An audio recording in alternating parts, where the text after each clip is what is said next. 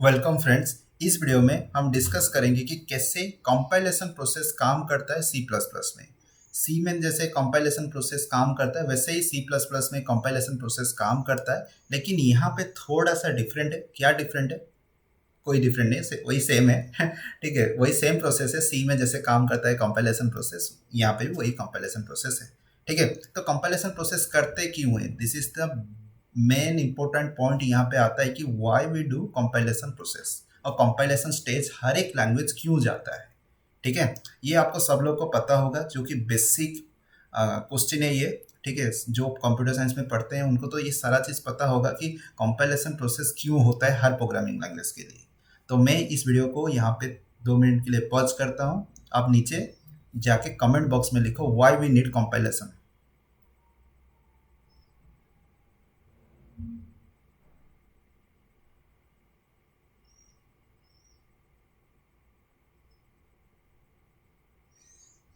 Okay, मुझे पता चल गया, आप लोग लिख चुके होंगे कंपाइलेशन प्रोसेस क्या है।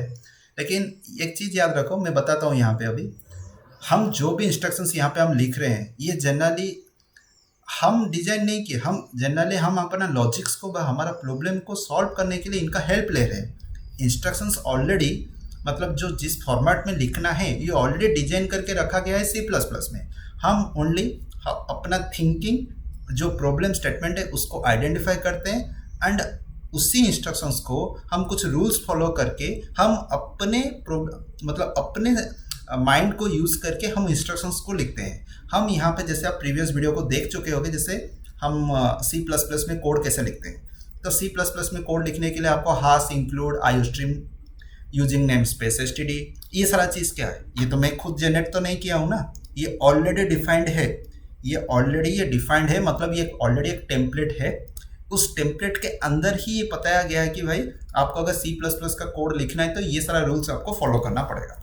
अगर ये सारा रूल्स आप फॉलो नहीं करते हो तो आप ये कोडिंग अच्छे से नहीं कर पाओगे। बस आप जो भी इंस्ट्रक्शंस आप कंप्यूटर को देना चाहते हो उस पर्टिकुलर प्रॉब्लम स्टेटमेंट को सॉल्व करने के लिए, बस प्रॉब्लम को सॉल्व करने के लिए आप नहीं कर सकते। तो इस वजह से आपको क्या करना पड़ रहा है, ये चेंजेस करना पड़ रहा है। ठीक है भाई, ये इंस्ट्रक्शंस को आपको फॉलो पढ़ना पड़ रहा है। ठीक है, तो ये कंपाइलेशन प्रोसेस क्या होता है ना, हम जो इंस्ट्रक्शंस लिखते हैं ये जनरली यूजर व प्रोग्रामर व हम रीडेबल फॉर्म में है। हमको पता होता है कि हम जो इंस्ट्रक्शंस लिख रहे हैं कंप्यूटर उसको कैसे आउटपुट देगा, लेकिन कंप्यूटर तो वो इंस्ट्रक्शंस तो समझ नहीं पाएगा ना, क्योंकि कंप्यूटर जो इंस्ट्रक्शंस को समझता है वो जनरली बाइनरी के फॉर्म में होते हैं। ठीक है, असेंबली कोड वहाँ पे जनरली बहुत ज़्यादा काम करता है एंड बाइनरी फॉर्म का इंस्ट्रक्शंस कंप्यूटर को ही रीड करवाता है असेंबली कोड के थ्रू। तो बाइनरी कोड क्या करता है जनरली, वहाँ पे मतलब लॉट्स ऑफ बाइनरी कोड जब कंबाइंडली होके एक पर्टिकुलर परफेक्ट टाइम के अंदर प्रोसेसर के पास पहुंच जाते हैं, प्रोसेसर उसको हम ब्रेन जो बोलते हैं, वो जनरली एनालाइज करता है इस पर्टिकुलर बाइनरी जो स्ट्रीम है, जैसे हम सी प्लस प्लस में स्ट्रीम बोलते हैं ना, तो स्ट्रीम जो है तो स्ट्रीम का मतलब क्या है। ठीक है, हमारे हिसाब से हमको पता है कि भाई हाश इंक्लूड आयो स्ट्रीम क्या है, यूजिंग नेम स्पेस एसटीडी क्या है, इंट मेन क्या है, जो ब्रैसेस देते हैं उसका मतलब क्या है, कर्ली ब्रैकेट का मतलब क्या है, सॉरी अगर हम सी आउट लिखते हैं हेलो वर्ल्ड उसका मतलब क्या है, रिटर्न जीरो क्या है। ये सारा जो मैं अभी इंस्ट्रक्शंस बताया बेसिक इंस्ट्रक्शंस है। ठीक है, इसमें अगर कोई भी इधर उधर हो गया, अगर सी का जो मतलब रूल्स रेगुलेशंस को हम फॉलो ना करके अगर कोड कर दिए तो ये काम नहीं करेगा। समझ में आ गया, ये काम नहीं करेगा। तो आपको एनी हाउ ये रूल को फॉलो करना है, लेकिन कंप्यूटर ये रूल को फॉलो नहीं करा। कंप्यूटर के पास अपना खुद का एक रूल बना के रखा गया है, ये रूल्स जो उसको मिलेगा उसको ट्रांसलेट करके अपने के हिसाब से वो रूल बनाएगा। भाई ये सारा इंस्ट्रक्शंस को मेरा रूल के हिसाब से ये होना चाहिए, अगर मिलता है उसको उस सारे रूल्स में तो आपको ये आउटपुट करके दिखाएगा, अगर नहीं है तो आउटपुट कर नहीं पाएगा, आपको रिजल्ट नहीं दिखाएगा, एरर आएगा, या लॉजिक एरर आएगा, आपका कोई सिंथेटिकल एरर आएगा, ऐसे ही कुछ एरर आ सकता है। ठीक है, तो कंपाइलेशन वेरी इंपॉर्टेंट पार्ट है जो कि यूजर फॉर्मेटेड कंटेंट व कोड को मशीन फॉर्मेटेड कंटेंट व कोड को कन्वर्ट करता है। तो ये जो कन्वर्सन होता है that is the main important point होता है कंपाइलेशन। अब पकड़ लो, मुझे चाइनीज़ नहीं आता, लेकिन मैं चाइना अगर जाता हूँ तो वहाँ पे जो लोग हैं वो चाइनीज़ में चाइना के फॉर्म में मतलब चाइनीज़ लैंग्वेज में वो बात करेंगे, तो मुझे तो चाइनीज़ नहीं आता। ठीक है, तो यहाँ पे अगर मैं ट्रांसलेटर को हेल्प के थ्रू मैं जो भी मेरे माइंड से मेरा जो भी कुछ बताना चाहता हूँ, तो ट्रांसलेटर क्या करेगा, उसको ट्रांसलेट करके उस पर्सन को बताएगा, जो चाइनीज़ पर्सन है वो मुझे क्या करेगा, उसी चाइनीज़ फॉर्म में वो रिप्लाई देगा। उसके बाद ट्रांसलेटर क्या करेगा, उस रिप्लाई को फिर से ट्रांसलेट करके मुझे बताएगा मेरा जो फॉर्म है, मेरा जो जनरली लैंग्वेज का जो नॉलेज है। तो ये होता है ट्रांसलेटर का काम। तो यहाँ पे compilation is a stage of translation for the translating user code by user instructions to the machine instructions. लेकिन जो यूजर इंस्ट्रक्शंस भी लिखा गया है वो खुद अपने यूजर ने नहीं लिखा है, ऑलरेडी फॉर्मेट लिख के रखा गया है। आपको फॉर्मेट और रूल्स आपको फॉलो कर लेना है, अपने हिसाब से राइट करना है और कंप्यूटर में डालना है, दैट्स इट। इतना ही काम होता है। ठीक है, आइडिया हो गया कि क्यों है, क्या है, कैसे है। तो this is the compilation process in C++। तो अभी हम नेक्स्ट देखते हैं कि कंपाइलेशन में क्या क्या स्टेजेस होता है। दिस पार्ट तो आप देख सकते हो, सोर्स कोड। सोर्स कोड क्या है? सोर्स कोड जो हम लिखते हैं, जैसे मैं अगर यहाँ पे एक सोर्स कोड लिखता हूँ, मैं यहाँ पे लिख के दिखा देता हूँ एक सोर्स कोड। तो सपोज मैंने यहाँ पे लिखा कि हास इंक्लूड stdio.h, सॉरी मैं .h में नहीं लिखूंगा, IOStream में लिखना है, C++ में।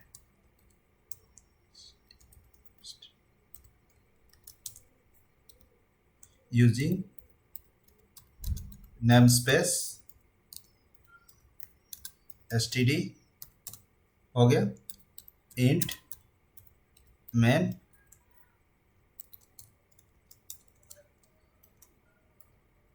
रिटर्न 0, देन यहाँ पे सी out hello world.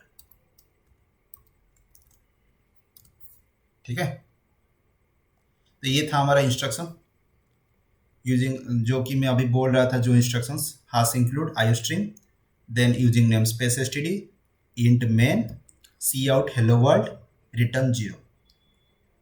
Perfect, idea हो गया रिटर्न 0 का मतलब क्या है।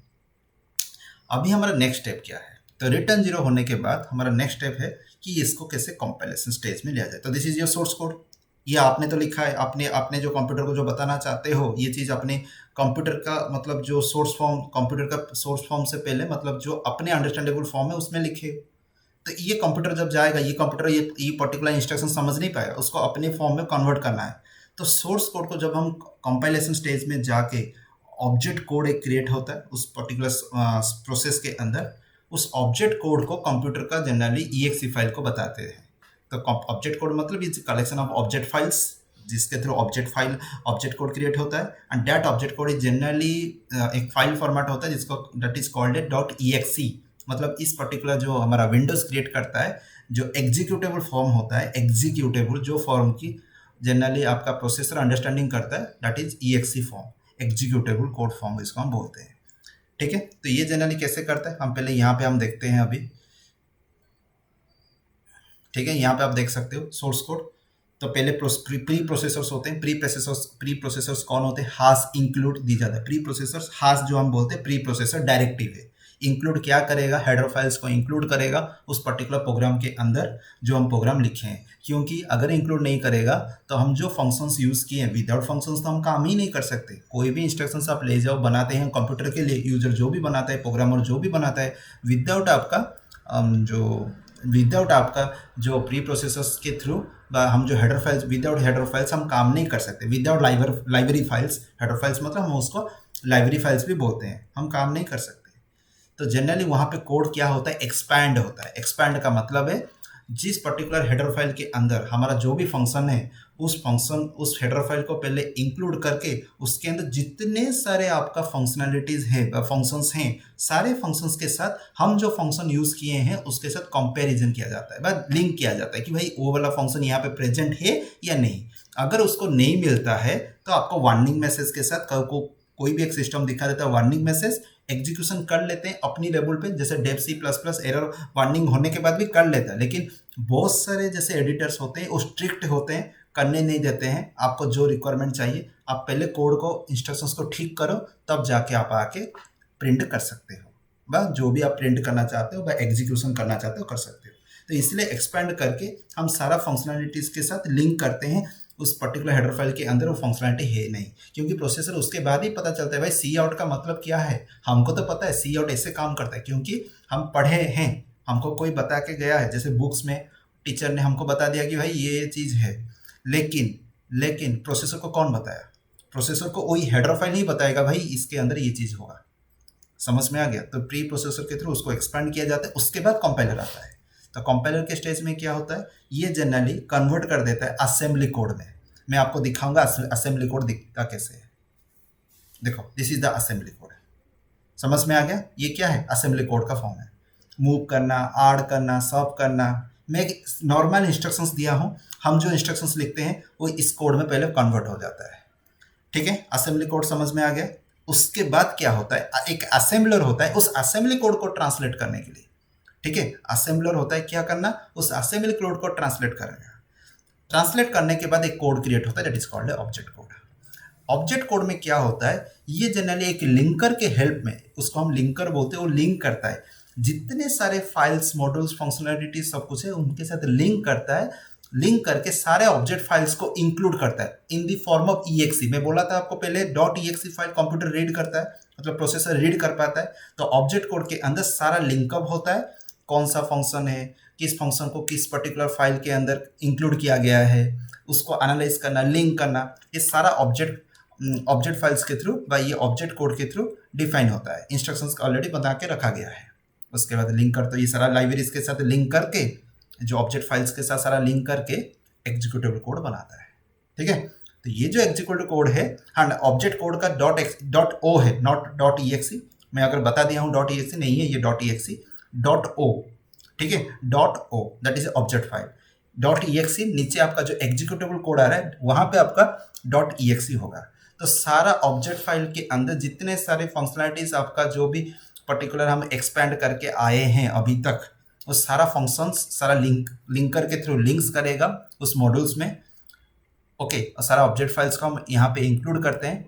उसके बाद एग्जीक्यूटेबल कोड के थ्रू हम क्या करते हैं, प्रोसेसर को इनपुट देते हैं। प्रोसेसर एनालाइज करके आपको अपना रिक्वायरमेंट, जो भी आपको कंसोल पे ऊपर दिखाना चाहते हो, वो कंसोल पे आपको दिखाई देता है। समझ में आ गया? अगर एग्जीक्यूटेबल कोड क्रिएट नहीं होता तो नहीं हो पाता। तो ऑब्जेक्ट कोड के अंदर क्या होता है, .o करके एक फाइल क्रिएट होता है जिसमें आपका सारा पर्टिकुलर जो असेंबलर के थ्रू ट्रांसलेट हुआ होता है वो ऑब्जेक्ट कोड के अंदर होता है। ये सारा फाइल्स अगर आप नॉर्मल फॉर्म में रीड करना चाहोगे तो रीड कुछ नहीं कर पाओगे। आप कोई EXE फाइल को ओपन करके देखो कंप्यूटर के अंदर, आपको मैं .c++ के अंदर एक EXE फाइल को ओपन करके दिखाता हूँ। देखो, जो कि .c++ में दो आप कोई भी टर्बो में ले जाओ, कोई भी ले जाओ, वहाँ पे एक EXE फाइल होगा। अगर सोर्स फाइल डिलीट कर देते हो, EXE फाइल है तो उस पर्टिकुलर सिस्टम में आप रन कर सकते हो, लेकिन बाकी प्लेटफॉर्म्स में आप रन नहीं कर सकते। ये चीज़ याद रखो। तो अभी मैं यहाँ पे एक EXE फाइल आपको दिखाता हूँ। मैं ओपन कर दिया, यहाँ पे आप देखो बहुत सारे EXE फाइल है। देखो, दो फाइल में है, area of circle called by reference. उसके बाद देखो area of a circle called by यहाँ पे रेफरेंस। तो सेकेंड वाला क्या है, सेकेंड वाला यहाँ पे आप देख सकते हो 1878 KB। देख रहे हो ये क्या लिखा है, एप्लीकेशंस। अगर मैं इसको ओपन करता हूँ क्या होता है, देखो, कुछ रीड कर पा रहे हो, कौन सा लाइन, कौन सा कोड, कहाँ पे क्या चीज़ लिखा है। That's called EXE। ये कंप्यूटर के लिए बनाया गया है, मतलब प्रोसेसर के लिए बनाया गया, आपके लिए नहीं बनाया गया। आपके लिए आपका इंस्ट्रक्शन C++ में लिखा गया कि भाई आपको ऐसे लिखना है, आपको ऐसे पढ़ना है, आपको ऐसे अंडरस्टैंडिंग करना है। समझ में आ गया? तो कंप्यूटर के लिए अंडरस्टैंडिंग फॉर्मेट क्या है, ये है। इस अंडरस्टैंडिंग फॉर्मेट से कंप्यूटर क्या करता है, अपने लिए अपना जो भी बताया गया होगा, यूजर ने जो भी प्रॉब्लम स्टेटमेंट दिया गया होगा उसको सॉल्व करता है, आपको आउटपुट दिखाता है। तो हर कोई भी पर्टिकुलर एडिटर आप यूज़ करते हैं, जैसे मैं .c++ यूज़ करता हूँ, .c++ के अंदर ये सारा आपको मिल जाएगा। मतलब ये दो फॉर्म में सब स्टोर होता है। जैसे मैं फिर से ओपन करता हूँ आपको दिखाने के लिए। अब देखो, कोई भी प्रोग्राम पकड़ लो, ठीक है, कौन सा डेट में, वो क्या है, सोर्स फाइल है और एप्लीकेशन है। सोर्स फाइल मतलब जो आपका सोर्स कोड लिखा होता है उसको आप एडिट कर सकते हो फर्दर, लेकिन एप्लीकेशन कोड को कुछ भी नहीं कर सकते। अगर मैं सोर्स फाइल को डिलीट कर देता हूँ, इन फ्यूचर अगर मुझे कुछ भी मॉडिफिकेशन चाहिए मैं नहीं कर पाऊंगा, क्योंकि जो एप्लीकेशन है वो ऑलरेडी बन चुका है कंप्यूटर के लिए, उसी इंस्ट्रक्शंस को फॉलो करके। अगर आप उस इंस्ट्रक्शंस को चेंज करना चाहते हो तो आपको सोर्स फाइल चाहिए। सोर्स फाइल की मदद से ही आप अपडेट कर सकते हो, विदाउट सोर्स फाइल के मदद से अपडेट नहीं कर सकते। ये चीज़ आपको याद रखना है। तो इसलिए हमको सोर्स फाइल विथ एप्लीकेशन आप दोनों करते हो। लेकिन जो भी आपका मार्केट से जो भी सॉफ्टवेयर आपको मिलता है वहाँ पे उनका सोर्स फाइल है, लेकिन आपको सोर्स फाइल नहीं मिलता, आपको डायरेक्टली एप्लीकेशंस मिलता है। उस एप्लीकेशंस को आप रन करते हो। सोर्स फाइल के अंदर अगर कुछ अपडेट आप करते हैं तो एप्लीकेशंस में वो अपडेट दिखाई पड़ती है। तो ये बहुत बड़ा स्टेज होता है। ये इसी स्टेज में कोई तो बताता नहीं है कि ये स्टेज बाय स्टेज क्या होता है, लेकिन मैं आने वाले टाइम में सॉफ्टवेयर इंजीनियरिंग ये सारा वीडियोस में अपलोड करूंगा कि ये कैसे काम करता है, क्या है, जो कि आपके लिए बहुत फ़ायदेमंद रहेगा। ठीक है, तो आइडिया हो गया कैसे प्रोसेस होता है, क्या होता है यहाँ पे। फाइन, तो ये था पूरा प्रोसेस। अभी हम नेक्स्ट चलते हैं। तो ये था असेंबली कोड, आइडिया हो गया। So fine, that's it. अगर ये वीडियो आपको बहुत ही पसंद आया तो इसको शेयर करो, लाइक करो, बेल आइकन पे क्लिक करो एंड सब्सक्राइब करना मत भूलिएगा। ठीक है, दैट्स इट, थैंक यू।